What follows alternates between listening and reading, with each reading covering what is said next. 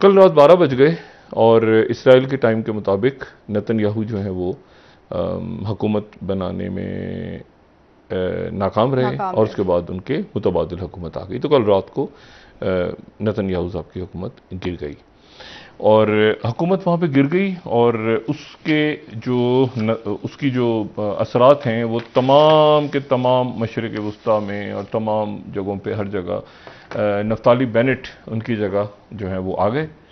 और Naftali Bennett और यार लापिद को क्रेडिट इसलिए जाता है कि यार लापिद के पास सीटें ज़्यादा थीं, हाँ। लेकिन यार लापिद ने जो है वो कहा कि ठीक है बेनेट आगे आ जाए। तो बेनेट साहब जो हैं वो 6 सीटों से वजीर आजम बन गए। अच्छा, लेकिन अब इसमें इशू जो है वो ये है कि इसमें 8 पार्टियों का इत्तेहाद हुआ है, 8 पार्टियों का। तो 61 वोट चाहिए थे, 61 पार्लियामेंट से, तो 61-59 इस तरह से बनी है। तो 61 में 8 पार्टियां हैं और उसमें जो एक तारीखी वाकया हुआ है वो ये हुआ है कि पहली दफा जो हुकूमती इत्तेहाद है, हुकूमती इत्तेहादी जमात है, जब यानी जो इत्तेहाद बना है जिसमें बेनेट, नफ्ताली बेनेट जिनके वजीर आजम होंगे, उसमें अरब पार्टी भी आ गई, जुराम पार्टी, ये जिसके रहनुमा है, यानी फ़लस्तीनी अरब भी उस इत्तेहाद का हिस्सा बन गए। पहली दफ़ा इसराइल के अंदर एक हुकूमत बनी है जिसमें जो नफ्ताली बेनेट है वो राइट विंग, दाएं बाजू के इंतहा पसंद सोचे, ये जहन में रहे। नेतन्याहू से 2 हाथ आगे सोचे उनकी वो बिल्कुल नहीं, ये नए वजीर आजम जो हैं ये वजीर आजम बिल्कुल नहीं मानते कि कोई 2 रियासतें होनी चाहिए, फ़लस्तीन और इसराइल, ये 2 उस पर नहीं मानते। ये यहूदी आबादकारियों को ये कहते हैं कि वो जायज़ हैं, तो ये दाएं बाजू हैं। अच्छा। लेकिन जी इनके साथ जो इत्तेहाद हुआ है वो बाएं बाजू की पार्टियों का भी हुआ है, जो बिल्कुल एक प्रोग्रेसिव सोच रखते हैं, फ़लस्तीनियों के बारे में अच्छे ख्यालात रखते हैं, और फ़लस्तीनियों की पार्टी का भी हो गया और सेंटर वाली जमातों का भी हो, सारी जमातें जमा हो गई हैं एक उस पर कि नेतन्याहू को उठा के फेंका जाए। ठीक। और नेतन्याहू को उन्होंने उठा के फेंक दिया। ठीक है। और कल रात को जो सदर हैं, सदर भी कल चेंज हो गए थे, तो लेकिन ये जो पिछले सदर हैं, जो रविन है, ये जुलाई तक अपने ओहदे पे, 8 जुलाई को नए सदर की हलफ बर्दारी की तकरीब होगी। अब इसमें इस पूरी पिक्चर के अंदर एक जो बड़ी इंपॉर्टेंट बात है वो ये है कि अब क्या होगा। अब ये होगा कि 7 दिन है नेतन्याहू के इस इत्तेहाद के पास, और 7 दिन के अंदर अंदर उन्होंने जो है वो इस पूरे के पूरा जो भी इनकी हुकूमत है उसको पार्लियामेंट में लेके जाना है कि ये हमारी हुकूमत है, ये वोट है, और ये वोटिंग पे अभी तो कह दिया ना कि मैं भी साथ हूं, तुम भी साथ हो, ये सब साथ हैं, लेकिन पार्लियामेंट के इजलास में वो हाथ खड़े करके जैसे होता है ना, ये वोट सारे पार्लियामेंट में जाहिर कर रहे हैं अगले 7 दिनों के अंदर अंदर। और उसमें नेतन्याहू की पूरी कोशिश है कि नेतन्याहू अब भी 2-4 लोगों को तोड़ ले। तो नेतन्याहू साहब की जो जबान है वो बहुत ज्यादा सख्त हो गई। उन्होंने कहा गद्दार हैं, ये मुल्क तोड़ने की साजिश कर रहे हैं इसराइल को, ये इसराइल के दुश्मन हैं, उन्होंने बड़े सख्त, क्योंकि इसके बाद नेतन्याहू जो है वो जेल की तरफ उनकी रवानगी होगी करप्शन इल्जामात पे, और साथ ही जो जंगी जराइम के हवाले से और मुख्तलिफ मुतालबात पूरी दुनिया में हो रहे हैं, तो नेतन्याहू उसकी वजह से परेशान है। इनके जो सेक्रेटरी हैं, जो मैंने कल भी बात की थी, secretary defence or minister of defence Gantz, Benny Gantz, तो वो जो गैंस हैं वो वाशिंगटन, और वाशिंगटन जाने के बाद वहाँ पर उनकी मुलाकातें बड़ी अहम मुलाकातें। गैंस पहले भी सिक्योरिटी, मैंने कहा था सिक्योरिटी इस्टेब्लिशमेंट वही है जो नेतन्याहू की थी, वही अब भी है, सवाए मोसाद के चीफ के तब्दील होने के, वहाँ पर नंबर 2 मोसाद के ऊपर आ गए हैं। लेकिन जो अच्छा ये जो नई हुकूमत आ रही है, ये ज़ाहिर है पार्लियामेंट के स्पीकर को भी चेंज कर देगी। पार्लियामेंट के स्पीकर भी जो था वो नेतन्याहू की जमात से था, उसको भी चेंज करेंगे अगले चंद दिनों में। लेकिन जो वाशिंगटन का दौरा है इसराइल के वजीर दिफा का, उसमें वो $1 बिलियन की बात करने जा रहे हैं, और $1 बिलियन ये आयरन डोम के ऊपर। ठीक है। आयरन डोम से हालांकि अमेरिका का ताल्लुक नहीं है, वो अमेरिका में नहीं बनता, लेकिन अमेरिका ने उसको फंड किया था, अमेरिका की फंडिंग उसमें थी। ये जब राफेल इनकी एडवांस इंडस्ट्रीज इसराइल की इन्होंने बनाया, तो अमेरिका जाहिर है कि उस वक्त ये था कि मास अटैक कर रही है और ये सारा कुछ कर रही है। लेकिन अमेरिका में अब जो उनका मिलिट्री कॉम्प्लेक्स है, वही सोच रहे हैं कि ये 40 रॉकेट तो क्रॉस हो गए सरकारी तौर पे, और 40 रॉकेट अगर क्रॉस हो गए हैं, और चलिए ये कह भी रहे हैं कि 1500 रॉकेट मैंने रोक दिए या 2000 रोक दिए, 40 रॉकेट क्रॉस हुए, इस तरह से क्रॉस हुए कि तल अवीव एयरपोर्ट बंद करना पड़ गया और जनूब के जो शहर हैं इसराइल के वो उनके सरों पे जाके गिरे। तो ये कितना करामत है, मतलब इसको कितनी फंडिंग की जाए आयरन डोम की, फायदा तो हुआ, इससे रोके तो सही रॉकेट्स, मगर क्या मतलब फ्लाइट्स बंद हो गई, सारे बाहर के मुल्क जो थे उनकी, मतलब ऐसा लग रहा था कि बिल्कुल जैसे किसी भी जहाज, कोई भी जहाज क्रैश हो जाएगा, किसी का कोई रॉकेट, मतलब बहुत खौफनाक हालात बने हुए थे। तो अब इसमें यहां पर वो एक मामला जो है वो खराब हुआ है। अच्छा, दूसरा जो मामला है वो सेक्रेटरी ब्लिंकन और बाइडेन एडमिनिस्ट्रेशन के लिए बहुत इंपॉर्टेंट। एक तो अफगानिस्तान को फिलहाल उन्होंने, लगता है वो भूल गए हैं, तो उसके नतीजे में यहां पर हालात क्या डेवलप होते हैं हम नहीं जानते। ठीक है, पाकिस्तान को तैयार रहना चाहिए, ईरान को तैयार रहना चाहिए, अमेरिका को भी तैयार रहना चाहिए, रशिया को, चाइना को, क्योंकि यहां पर एक बहुत बड़ा वैक्यूम छोड़ के अमेरिका यहां से जा रहा है।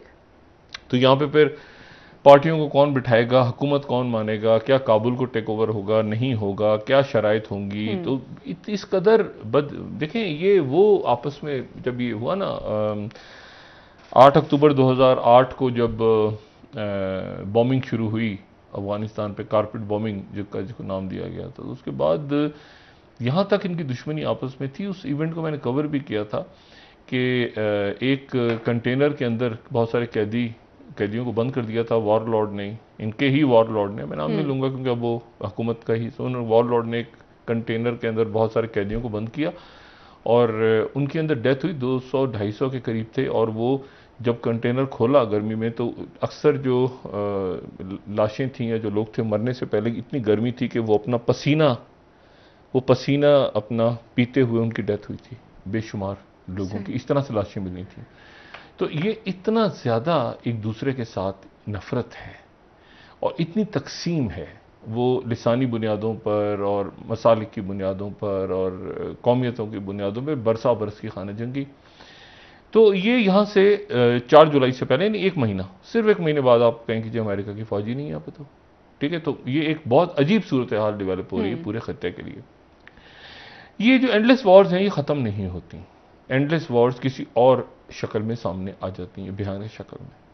आज से 4-5 साल पहले, अगर आज देखें, सेक्रेटरी ब्लिंकन की बात हुई है सऊदी वली है मोहम्मद बिन सलमान, शहजादा मोहम्मद बिन सलमान से, और सॉरी जनरल ऑस्टिन लॉयड की, सेक्रेटरी डिफेंस की, और उनसे बात हुई है। और जाहिर है कि ईरान के साथ एक मामला चल रहा है जो उनकी जौहरी माहदे के हवाले से चल रहा है, और साथ ही जो है वो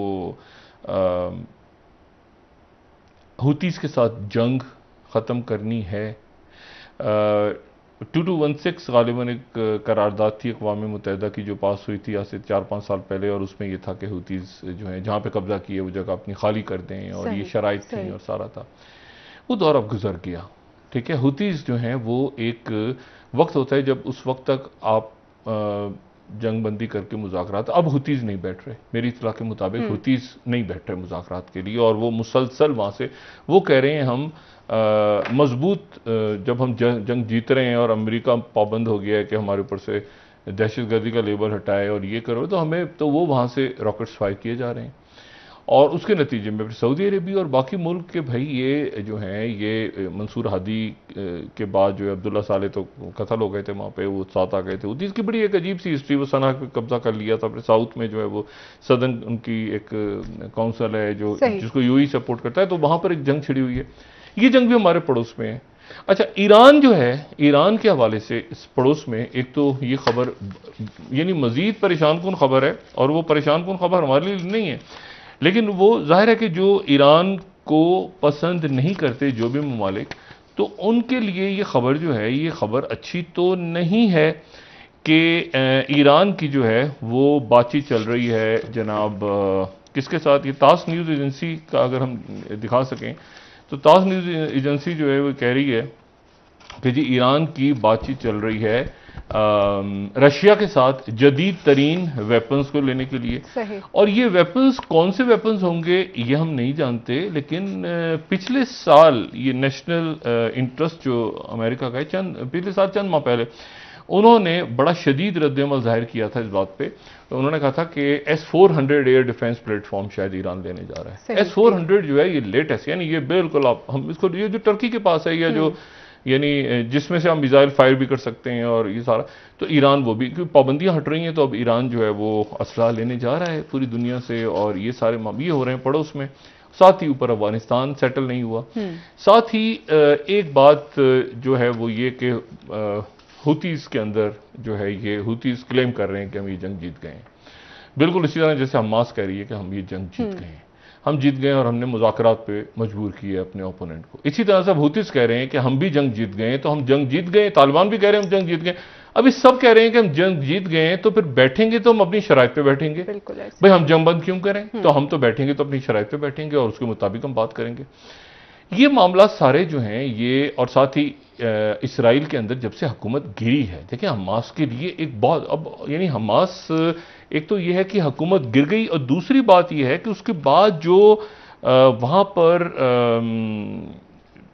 जिस तरह से बाहर की मीडिया ने, खासतौर पे वेस्टर्न मीडिया ने जिस तरह से, यानी आप देखें ना, फॉरेन पॉलिसी लिख रहा है कि बीबी इज डीथ्रोन्ड, यानी बीबी नेतन्याहू को कहते हैं ना, तो बीबी नेतन्याहू का ताज जो है वो खींच लिया गया है। अच्छा जी, और उसके मतलब एक तरह से आप समझें कि वहां पे आपको ऐसा लगेगा बड़ा शदीद किस्म का तंज हो रहा है। अच्छा, और फिर उसके बाद आयरन डोम के बारे में भी फॉरेन पॉलिसी कह रहा है Israel Iron Dome won't last forever, ये हमेशा के लिए नहीं रहेगा भाई, ये खत्म हो जाएगा, ये बेकार हो जाएगा, ठीक है। और फॉरेन पॉलिसी कह रहा है Netanyahu era is almost over. अच्छा ठीक है, चले गए जी, खत्म हो गया उनका एरा, नए आ गए लोग सारे। अच्छा, अब इस पूरी पिक्चर में ये मैं आपसे बता रहा हूं ना कि ये तो हो रहे हैं, ये मामलात हो रहे हैं, हुतीज कह रहे हैं कि हम शिकस्त नहीं मानते, तो हम अब जब जंगबंदी करेंगे सऊदी अरेबिया के साथ, किसी के साथ हम अपनी शराइत पे करेंगे। ईरान के इलेक्शंस में रह गए हैं तकरीबन 2 हफ्ते। 2 हफ्तों से पहले प्यूटिन से मुलाकात होने जा रही है प्रेसिडेंट बाइडेन की, और प्रेसिडेंट बाइडेन की मुलाकात से पहले फिर साइबर अटैक हो गया है दोबारा अमेरिका में। एक जेबीएस उनकी जो मीट डिस्ट्रीब्यूशन की कंपनी है, उसके ऊपर एक साइबर अटैक हुआ है, जिसके बारे में वो कह रहे हैं कि ये तो जेबीएस, ये तो किया है रशियन हैकर्स ने, और 4-5 प्लांट फिर बंद हो गए। इससे पहले उनकी पाइपलाइन जो थी, ऑयल पाइपलाइन, उसके ऊपर अटैक हुआ था, वो बंद, उसमें गड़बड़ हो गई थी। अब इसके ऊपर साइबर अटैक हो गया। अब ये है सवाल कि आपने पुतिन से बात क्या करनी है जाके, प्रेसिडेंट बाइडेन ने, क्या वो जो है वो बेलारूस के जो मामलात हैं उसकी बात करेंगे, क्या उनके यहाँ जो अपोजिशन के लीडर को पकड़ के यंग को, नेवल्नी को अरेस्ट किया हुआ, उसके पे बात करेंगे, क्या यूक्रेन पे बात करेंगे, क्या ये नेटो। अच्छा, फिर दूसरी बात ये कि तास वालों को इन्होंने एक्रीडेशन दे दी है, ये मुलाकात होगी ना दोनों की, यानी प्रेसिडेंट बाइडेन की और प्रेसिडेंट पुतिन की जो मुलाकात होगी, तो वहाँ पे प्रेस को उन्होंने जो होता है ना कि प्रेस कार्ड्स जारी कर दिए हैं कि जी प्रेस के लोग वहाँ पर आ जाएं, अमेरिका ने जारी कर दिए। तो अब यानी आप अगर सिचुएशन देखेंगे, इसके ऊपर फिर तास न्यूज़ एजेंसी ने वहाँ से थोड़ी देर पहले क्लैरिफाई किया है कि अभी तक ये डिसाइड नहीं हुआ कि प्रेस कॉन्फ्रेंस दोनों ने करनी है या नहीं करनी। अभी तक डिसाइड नहीं हुआ, मतलब आपने कार्ड्स वार्ड्स तो इशू कर दिए हैं, लेकिन ये डिसाइड नहीं हुआ कि प्रेस कॉन्फ्रेंस करनी है पुतिन ने और बाइडेन एक साथ। तो ये आखिर तक जो है ये एक अनसर्टेन सिचुएशन है। डॉक्टर साहब ब्रेक ले लेते हैं, वापस आके अब इसमें ये जो ताजिकिस्तान के सदर कल आए थे, और पाकिस्तान के अंदर जो पाकिस्तान में हालिया दिनों में जो कुछ हुआ है ह्यूमन राइट्स के हवाले से, मीडिया, बाकी बातें, दुनिया इसको किस तरह से देख रही है? सही।